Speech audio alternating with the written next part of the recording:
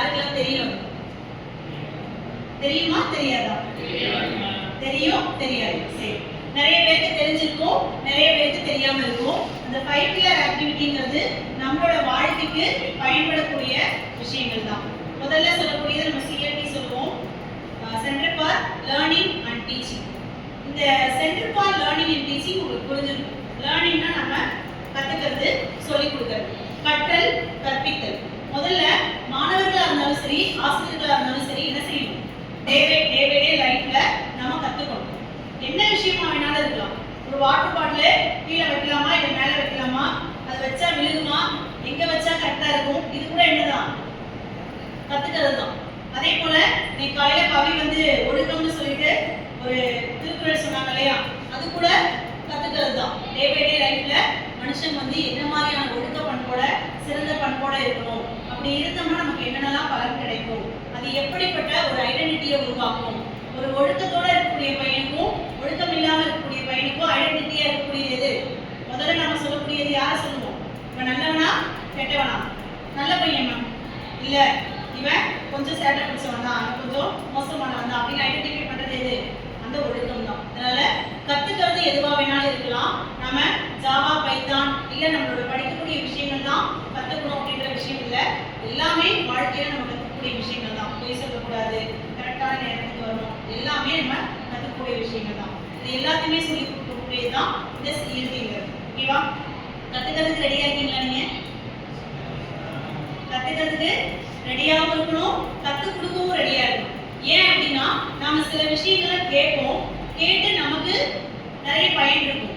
அதே விஷயத்தை நம்ம இன்னொருத்தருக்கு செய்யும் பொழுது, திருப்பி செய்யும் பொழுது இன்னும் அது நல்லாவே ஞாபகத்தில் இருக்கும் இல்லையா? நம்ம ஒரு கணக்கே போடும்போது நமக்கு சில இடத்துல மறந்து போகலாம். அந்த கணக்கு திரும்ப 2 தடவையோ 3 தடவையோ சொல்லி கொடுக்கும் போது என்ன ஆகும்?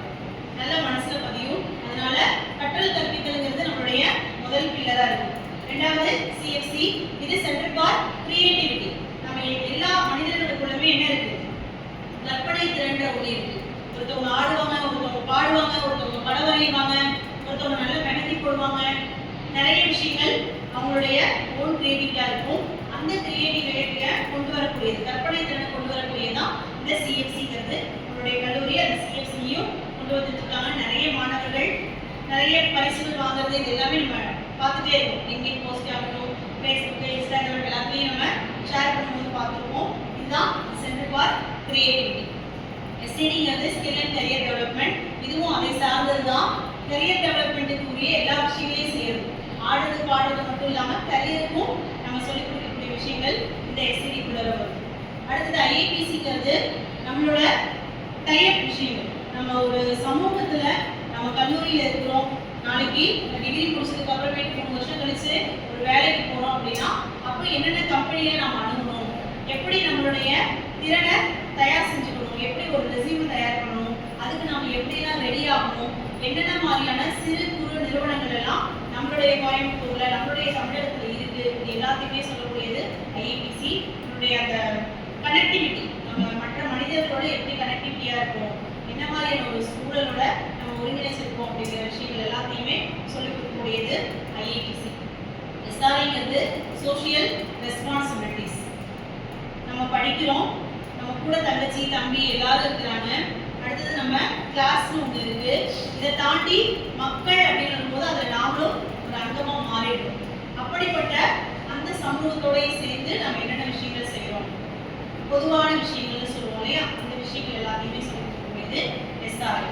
இந்த 5 பில்லருமே ஒரு மனிதனை நல்ல நல்ல வழியில, அவனை ஒரு கரியரா இருக்கட்டும், அவனோட ஸ்கில்லா இருக்கட்டும், எல்லாத்தையுமே வந்து ஒரு சரிப்படுத்தி அவனை வந்து ஒரு முன்னேற்ற பாதைக்கு கொண்டு போகணும்னே சொல்லலாம். ஆமாவா இல்லையா? கரெக்டு தானே? இது எல்லாமே இருந்துன்னா அவன் என்ன பண்ணுவான்? கண்டிப்பா சக்சஸ் ஆயிடுவான். அவனுக்கு வந்து திறன் இருக்கு, கிரியேட்டிவிட்டி இருக்கு, ரெடி பண்றதுக்கு அவனுக்கு எந்த கம்பெனிக்கு போகணும்னு தெரியுது, சோசியல் ரெஸ்பான்சிபிலிட்டி இருக்கு. அப்படி எல்லாத்தையுமே அவனுக்கு சொல்லி கொடுத்துட்டோம்னா கண்டிப்பா அவன் என்ன ஆவான்?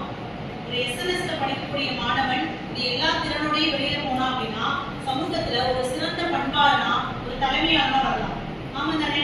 இது எல்லாத்தையும் நம்ம கத்துக்கிறோமா இல்லையான்றது தான் இருக்கு. அதுதான் முதல்லயே வந்தது centre for learning and teaching. நீ கத்துக்கோ, என்னென்ன இருக்குன்றத கத்துக்கோ, கத்துக்கிட்டு என்ன பண்ணிக்கோ, சொல்லு அப்படின்னு சொல்லிட்டு சொல்றாங்க. சரியா? கத்துக்கிறதுக்கு தயாரா இருந்தா என்ன பண்ணலாம்? நாமளும் என்ன பண்ணலாம்? கத்து கொடுக்கக்கூடிய இடத்துக்கு வரலாம். சரிங்களா?